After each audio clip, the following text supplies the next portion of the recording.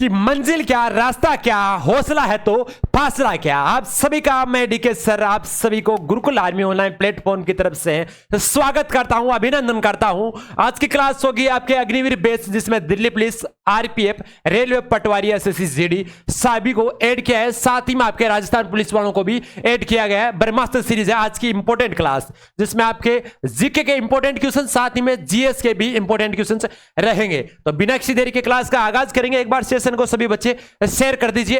फूलों की घाटी कहां स्थित है? जम्मू कश्मीर, उत्तराखंड, हिमाचल प्रदेश या सिक्किम? चार ऑप्शन आपके सामने, छाप दीजिए एक बार कमेंट सेशन में बिना किसी देरी के। देखते हैं इसका सबसे पहले राइट ऑप्शन। एक बार सेशन को शेयर कर दीजिए। बिल्कुल, फूलों की घाटी आपके उत्तराखंड में स्थित है। कहां पे? उत्तराखंड में स्थित है। इसके अलावा बात करते हैं आपके, दूसरी बात कर लेते हैं कि आपके जो हिमाचल प्रदेश में, हिमाचल प्रदेश के अगर बात करेंगे आपकी, तो हिमाचल प्रदेश में भी अनेक बेजोड़ स्थल, धार्मिक स्थल है। और इसके अलावा बात करें आपके सिक्किम के, तो सिक्किम जो पूरे विश्व में सबसे ऊंचे पहाड़ है, ऊंचे ऊंचे पहाड़ आपके सारे के सारे आपके सिक्किम में सबसे ऊंचे पहाड़। ठीक है। इसके अलावा बात करते हैं आपके जम्मू कश्मीर में, तो माता वैष्णो देवी का मंदिर,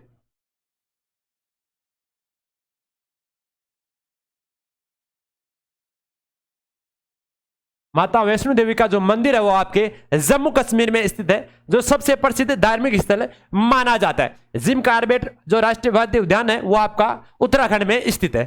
बात करते हैं अगले क्वेश्चन की ओर। दक्षिण भारत की सबसे ऊंची चोटी कौन सी है? चार चोटियों का नाम दिया गया है, तो छाप दीजिए एक बार कमेंट सेशन में बिना किसी देरी के।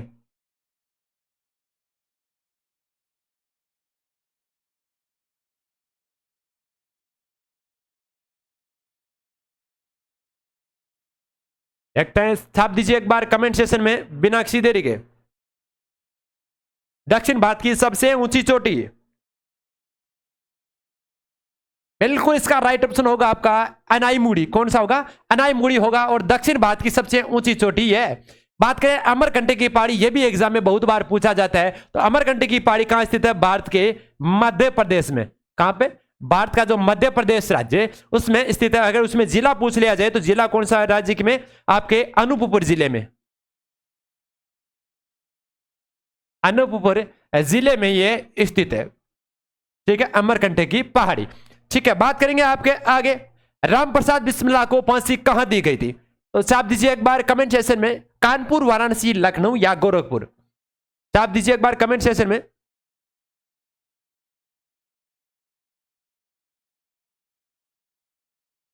छाप दीजिए एक बार सभी बच्चे, रामप्रसाद बिस्मिल्लाह।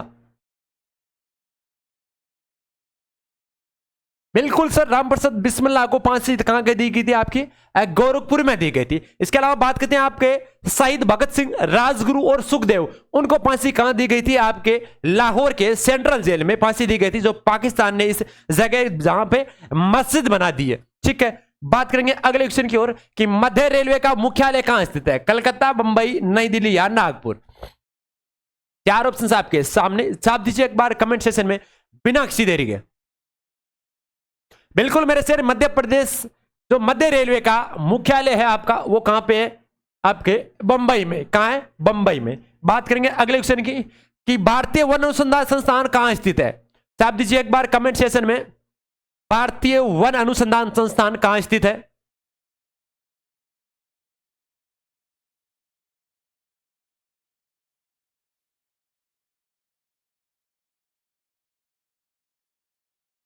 बिल्कुल बिल्कुल, उत्तराखंड के देहरादून में। कहां है? उत्तराखंड के देहरादून में जो भारतीय वन अनुसंधान संस्थान स्थित है, जो आपके सबसे पुराने स्थलों में से एक है। बात करेंगे अगले क्वेश्चन की ओर कि भारतीय संविधान की प्रस्तावना किसने तैयार की थी? बड़ा ही इंपॉर्टेंट इंटरेस्टिंग क्वेश्चन, बहुत बार पूछा जाता है। भारत की जो प्रस्तावना है किसने तैयार की?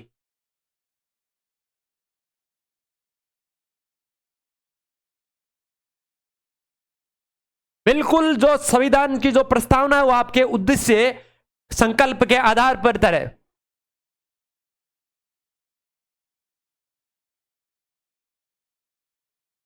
इस पे आधारित है, आपके उद्देश्य संकल्प पर आधारित है। ऐसे मसौदा पंडित जवाहरलाल नेहरू के द्वारा तैयार किया गया था। ठीक है, बात करें इसके आगे प्रस्तावना के जनक भी कहा जाता है आपके जवाहरलाल नेहरू को। ठीक है, बिल्कुल सर, अगर लेख भी पूछा जाए तभी आपको पंडित जवाहरलाल नेहरू करना है। बात करते हैं इसके आगे अगले क्वेश्चन की ओर। अगर संविधान को, जो भारतीय संविधान का पिता कहा जाता है, वो किसे कहा जाता है? बी आर अंबेडकर को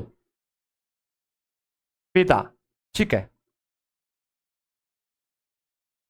संविधान के पिता किसे कहा जाता है? बी आर अंबेडकर को। बी आर अंबेडकर को संविधान के पिता कहा जाता है। राजेंद्र प्रसाद कौन थे, इसके बारे में एक बार बताइए। देखें, बिल्कुल राजेंद्र प्रसाद आपके प्रथम राष्ट्रपति और प्रथम उपराष्ट्रपति सर्वपल्ली राधाकृष्णन, प्रथम प्रधानमंत्री जवाहरलाल नेहरू, प्रथम पीएम। ठीक है, बात करेंगे अगले क्वेश्चन की ओर कि कांग्रेस की पहली महिला अध्यक्ष कौन थी, इसके बारे में बताइए एक बार। कांग्रेस की पहली महिला अध्यक्ष छाप दीजिए एक बार कमेंट सेशन में बिना किसी देरी के। बिल्कुल, जो कांग्रेस की पहली महिला अध्यक्ष थी मेरे शेर, वो 1917 में एनी बेसेंट को कलकत्ता अधिवेशन में बनाया गया था। कौन थी? एनी बेसेंट, जो आपके कलकत्ता में आयोजित हुई थी, जो राष्ट्रीय कांग्रेस की पहली महिला अध्यक्ष बनी थी। ठीक है, बात करते हैं इसके अलावा आपके सरोजिनी नायडू की, तो इसके बारे में एक बार सभी बच्चे छपा दीजिए। देखते हैं इसका सबसे पहले राइट ऑप्शन और कौन देता है। 13 फरवरी 1879 को इनका जन्म हुआ था सरोजिनी नायडू को, और इससे साथ ही में आपके भारत की कोकिला के नाम से भी जाना जाता है। ठीक है, और जो भारत छोड़ो आंदोलन, उसमें भी इन्होंने महत्वपूर्ण भूमिका निभाई थी, और राष्ट्रीय कांग्रेस की अध्यक्षता भी इन्होंने की है कानपुर के अधिवेशन में। कस्तूरबा गांधी आपकी महात्मा गांधी की धर्म पत्नी थी। ठीक है, बिल्कुल सर। बात करेंगे अगले क्वेश्चन की ओर कि परमाणु विखंडन प्रतिक्रिया के दौरान उत्पन्न ऊर्जा का प्रयोग किया जाता है, किसमें किया जाता है, यह आपको बताना है। तो छाप दीजिए एक बार कमेंट सेशन में बिना किसी देरी के।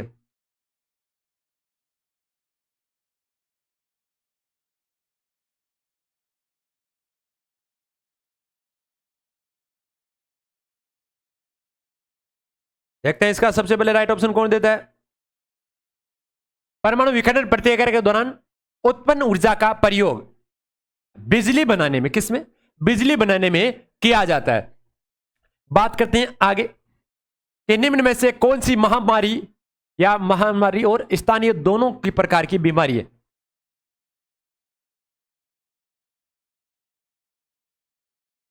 तो छाप दीजिए कौन सी महामारी और स्थानिक दोनों है।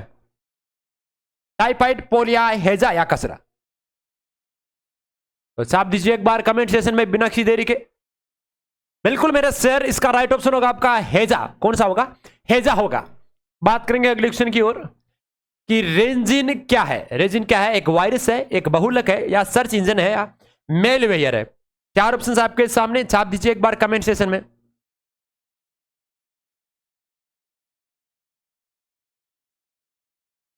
देखते हैं इसका सबसे पहले राइट ऑप्शन कौन देता है।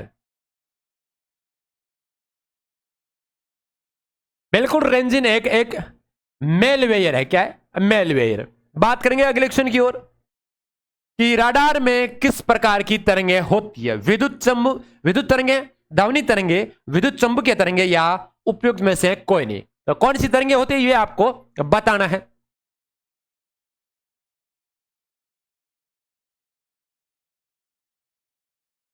तो बिल्कुल से रडार में आपकी विद्युत चुंबकीय तरंगे होती है। ठीक है, साथ में लिख लीजिए ऐसे क्वेश्चन जो आपके एग्जाम में छपे हुए मिलेंगे। बात करते हैं आपके चमगादड़ अंधेरे में भी उड़ सकता है, क्योंकि उसे सहायता प्रदान कौन करता है? अल्ट्रासोनिक वेव से, रेडिएशन से, या अल्ट्रावायलेट से वेव से, या आपके स्पेशल रेटिना से। बिल्कुल 2 ऑप्शन इसमें सेम दे रखा है।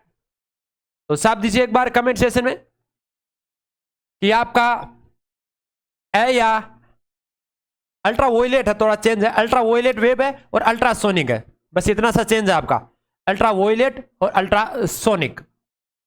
तो छाप दीजिए एक बार कमेंट सेक्शन में कौन सा इसका राइट ऑप्शन होगा। चमगादड़ अंधेरे में भी उड़ सकता है, क्योंकि उसे सहायता प्रदान कौन करता है?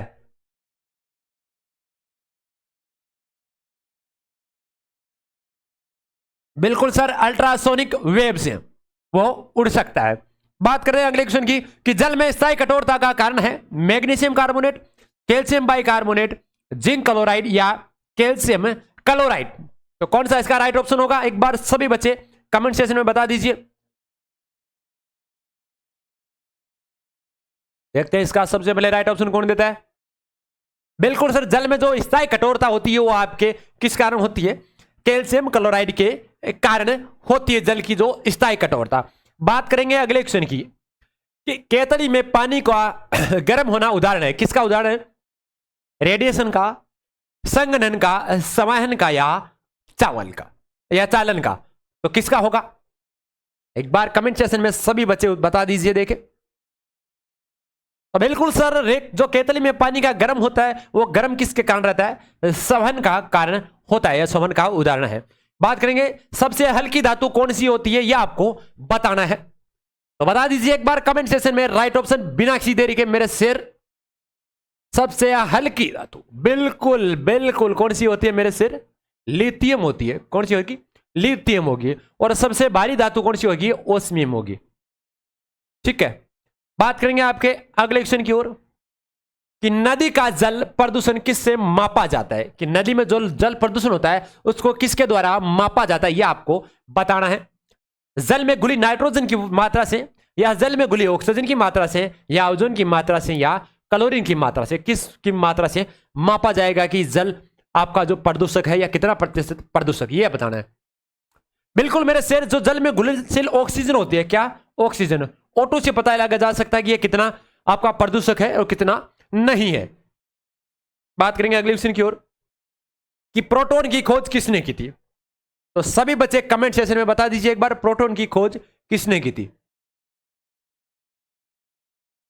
बिल्कुल सर, देख लेते हैं। हमने एक ट्रिक लिखी थी, कौन सी ट्रिक लिखी थी, वो लिखी थी सर, ईंट पर नाच। किस पे नाच, ईंट पे नाच। और लड़के क्या करते हैं, डीजे पे नाचते हैं। और जब लिमिट क्रॉस हो जाती है तब जनरेटर पे नाचने लग जाते हैं, है ना। बिल्कुल सच्चाई यही है। इससे बना क्या, इलेक्ट्रॉन, इलेक्ट्रॉन। और तैसे बना थॉमसन। आपको यहां पे जे भी देखने को मिलेगा, जे थॉमसन। ठीक है, तो इलेक्ट्रॉन की खोज जे थॉमसन ने की थी। बात करते हैं पर से बना प्रोटॉन,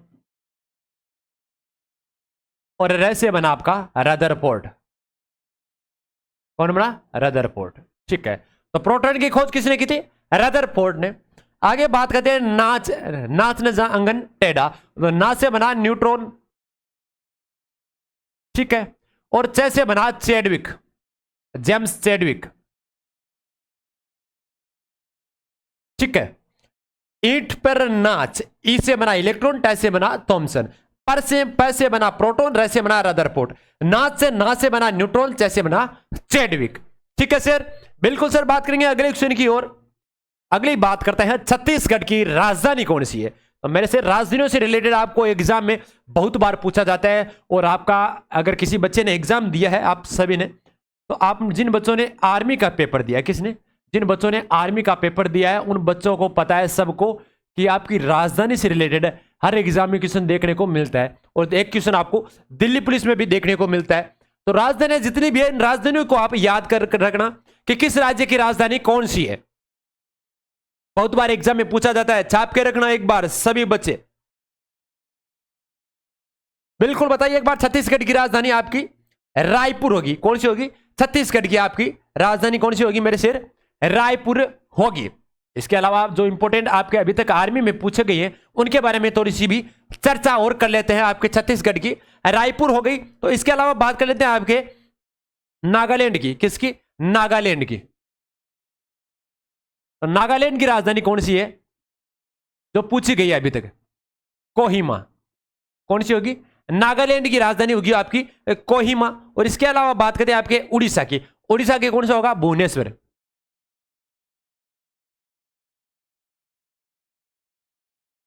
जो अभी तक एग्जाम में पूछे गए हैं, बार बार रिपीटेड पूछे गए हैं, वही आपको करवाए जा रहे हैं। इसके अलावा बात करते हैं पंजाब, पंजाब की कहां है, चंडीगढ़। पंजाब और हरियाणा दोनों की चंडीगढ़।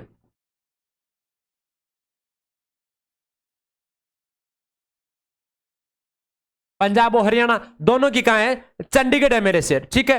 बिल्कुल, क्योंकि आपके हर एग्जाम में ये क्वेश्चन पूछे जाते हैं, तो इनको ध्यान में रखना। जितने भी राजधानी है, पहली बात तो राजधानियां, और राजधानी के अलावा अगर आपको और पूछा जाए तो राजधानी के साथ ही आपको दिवस, जिन बच्चे ने जनवरी से दिसंबर तक आपके दिवस याद कर लिए, जनवरी टू दिसंबर, उनका 2 नंबर तैयार है, और जिन्होंने राजधानी तैयार कर ली उनके 2 नंबर तैयार। तो ये 4 नंबर तो आपको छाप के रखना है।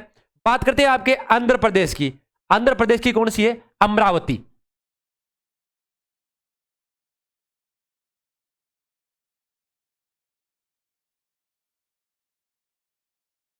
ठीक है, पहले हैदराबाद थी, अमरावती कर दी गई। इसके बाद करते हैं अरुणाचल प्रदेश की ईटानगर। अरुणाचल प्रदेश का भी पूछा गया था, अरुणाचल प्रदेश का ईटानगर, छाप के रखना इसको सभी बच्चे, ईटानगर। इसके अलावा बात करते हैं आगे, अगर और पूछ लिया जाए आपको और कौन कौन से अभी तक एग्जाम में पूछे गए वो एक बार देख लेते हैं। ठीक है सर, बिल्कुल सर। आगे बात करते हैं आपके ईटानगर के अलावा आपके बिहार की। तो बिहार की कौन सी है, पटना।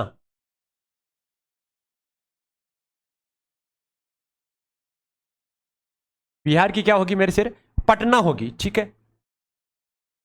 इसके अलावा अगर बिहार के अलावा अगर और कौन सा पूछा गया था आपका, गोवा का, कौन सा, गोवा का पूछा गया था सिर। तो गोवा का क्या होगा, पणजी। क्या होगा, गोवा का पणजी होगा, जो आपके आर्मी अग्निवीर में ये पूछा गया था। और केरल का तिरुवनंतपुरम पूछा गया था। किसका पूछा गया था, केरल का। केरल का कौन है, तिरुवनंतपुरम।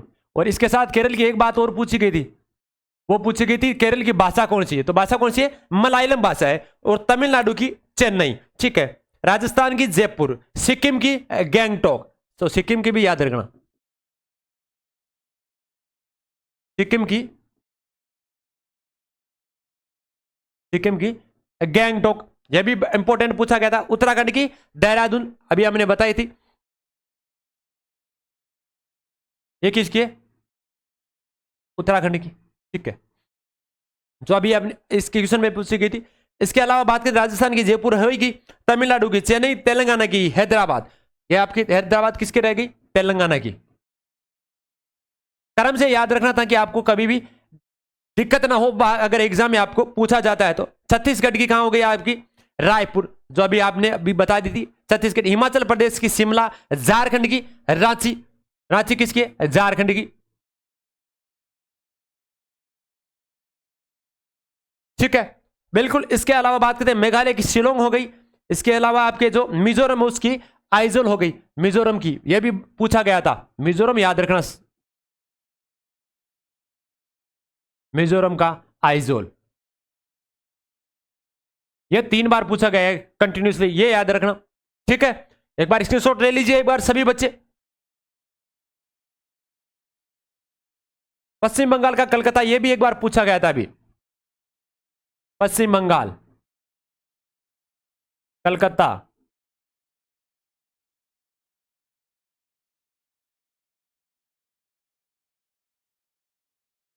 मणिपुर की इंफाल, बिल्कुल।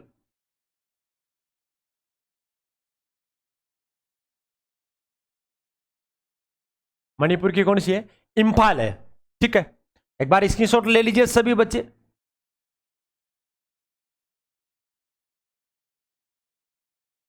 अब बात करेंगे आगे अगले क्वेश्चन की, ले लिया स्क्रीनशॉट, बिल्कुल सर। अगले बात करते हैं अगले क्वेश्चन की, कि संविधान सभा ने राष्ट्रीय ध्वज के डिजाइन को कब स्वीकृति प्रदान की, यह आपको बताना है सर।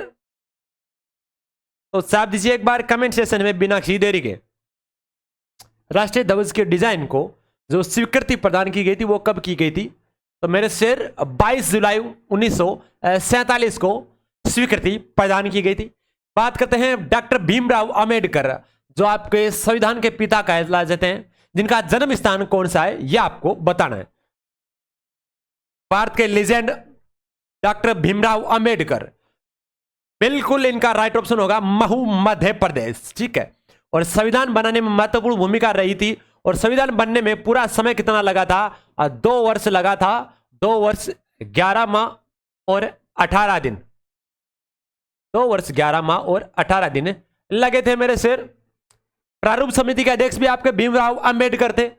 इसके अलावा बात करते हैं आपके उच्चतम न्यायालय की पहली महिला न्यायाधीश कौन थी, यह आपको बताना है। तो छाप दीजिए एक बार कमेंट सेशन में। देखते हैं इसका सबसे पहले राइट ऑप्शन कौन देता है। बिल्कुल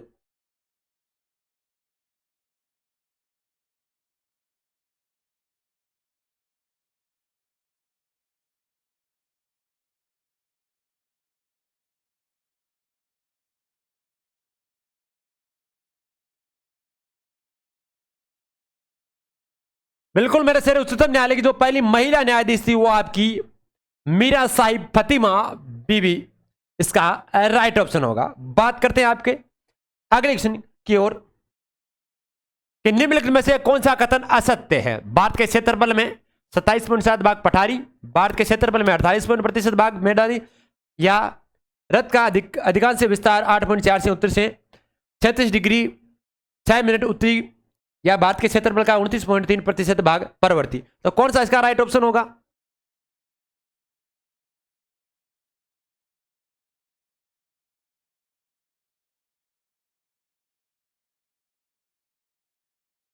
आप दीजिए एक बार कमेंट सेशन में। बिल्कुल सर, इस जो आपका कथन सत्य होगा, असतन कथ्य होगा, वो होगा आपका भारत के क्षेत्रफल 48.0% मैदानी भाग, ये आपका असत्य कथन होगा। बाकी तीनों ऑप्शन आपके राइट ऑप्शन होंगे। बात करेंगे अगले क्वेश्चन की कि किस संविधान संशोधन द्वारा मत देने की न्यूनतम आयु 18 वर्ष की गई थी। तो किसके द्वारा की गई थी। चार ऑप्शंस आपके सामने, अति इंपॉर्टेंट, अति महत्वपूर्ण, वेरी वेरी इंपॉर्टेंट, ठीक है, 7 स्टार मान लेना इसको, सभी प्रतियोगी परीक्षाओं की दृष्टि से अति महत्वपूर्ण, छाप के रखना।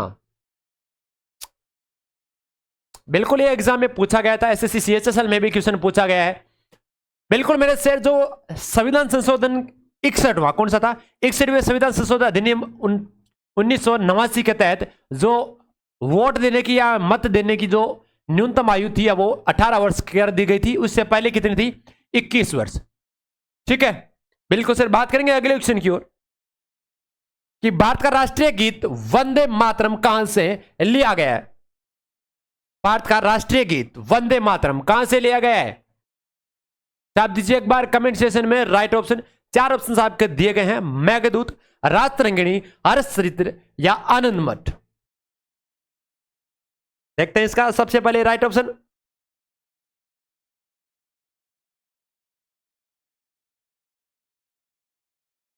बिल्कुल राष्ट्रीय गीत है आपके वंदे मातरम, जो आपके आनंद मठ से, किसे, आनंद मठ से लिया गया है, जो आपके संस्कृत बंग वह बांग्ला में मिश्रित भाषा में लिखा गया था, ठीक है। जो एक उपन्यास था, कौन सा था, आनंद मठ, एक यह उपन्यास था। इसके अलावा बात करते हैं आपके मेघदूत की। तो मेघदूत की रचना किसने की थी, आपके कालिदास ने। किसने की थी,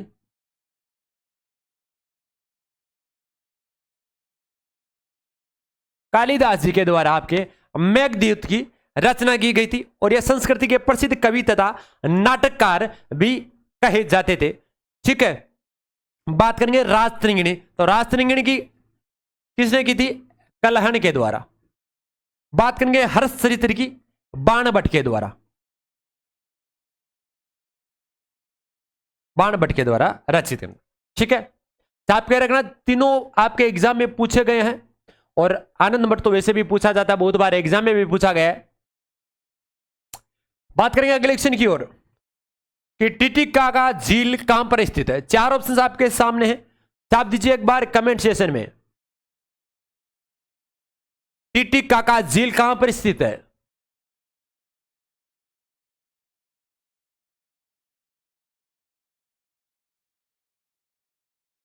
बिल्कुल सर, इसका राइट ऑप्शन होगा पेरू और बोलिविया की जो सीमा है, उन दोनों की सीमा पे ये स्थित एक झील है। बात करेंगे अगले क्वेश्चन की ओर। अगला क्वेश्चन आपका है कि प्रयुक्त अक्षरों का प्रयोग करके शब्द बनने वाला कौन सा है। एक आपको शब्द दिया गया है, उनमें से प्रयोग करके कौन सा शब्द बनेगा, यह आपको बताना है। तो छाप दीजिए एक बार कमेंट सेशन में कि आपका ऊपर दिया गया है REVERENCE दिया गया है, इससे प्रयुक्त होकर कौन सा शब्द बनेगा। तो लाले देख लेते हैं शब्द बनने का, जो शब्द निर्माण की आपका चैप्टर उससे क्वेश्चन लिया गया है। तो NCEVER क्या है, एन इसमें है लाडले, ई इसमें भी है, वी भी है, ई भी है, और आर गुरुजी आर भी है। तो ये तो प्रयुक्त हो गया अक्सर, ठीक है। अब बात करते हैं, ये राइट ऑप्शन हो गया, तो आगे भी देख लेते हैं गुरुजी आगे में भी है क्या नहीं। तो एस देखते हैं, एस सर एस नहीं है, तो ये तो बिल्कुल ही नहीं बनेगा। बात करते हैं ई है, वी है, आर भी है, एम नहीं है, तो ये भी नहीं बनेगा। इसमें आर है, ई है, सी है, ओ है, ओ इसमें नहीं है, तो ये भी नहीं बनेगा। तो राइट ऑप्शन आपका ए ऑप्शन राइट ऑप्शन हो गया, ठीक है। बात करेंगे अगले क्वेश्चन की। अगला क्वेश्चन आपका जो यहां पे रिपीटेड में दिखाया गया था, ठीक है। ये था आपका आज का सेशन, ठीक है। तो आशा करते हैं आप सभी स्वस्थ तंदुरुस्त होंगे, और एक बार सेशन को दबा के शेयर कर दीजिए। और जितने भी बच्चे एयरपोर्ट्स की तैयारी करें, जो नया बैच है आपका, जो अभी 12वीं पास की उन्होंने, उनके लिए बड़ी खुशखबरी है कि उनकी जो एयरपोर्ट्स की एक्स और वाई ग्रुप दोनों की भर्ती आ चुकी है। तो जिन्होंने फॉर्म नहीं अप्लाई किया है, जल्दी से फॉर्म अप्लाई कर दीजिए।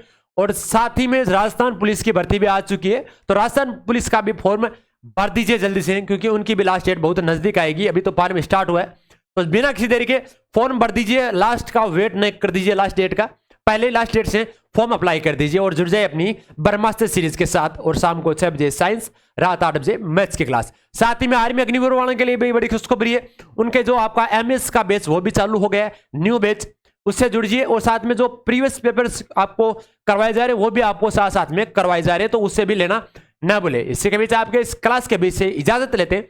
जय हिंद, जय भारत।